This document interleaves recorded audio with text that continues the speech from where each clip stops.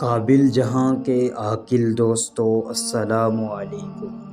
ناظرین محترم، ہمارا آج کا موضوع ہے نادان کی خاموشی۔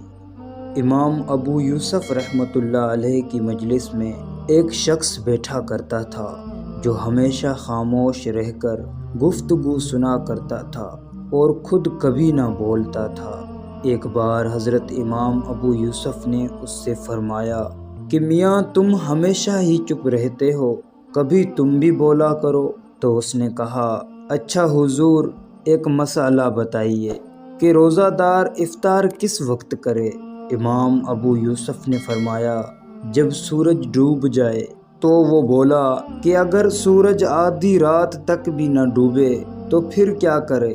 حضرت امام ہنس پڑے اور فرمایا کہ تمہارا چپ ہی رہنا بہتر ہے۔ عزیز و دوستو، معلوم ہوا کہ نادان کی چپ ہی بھلی ہوتی ہے، اور نادان جب بولتا ہے تو طوفان تولتا ہے۔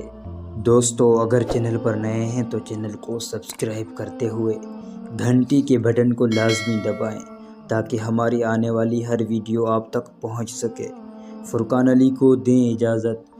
اللہ نگہبان۔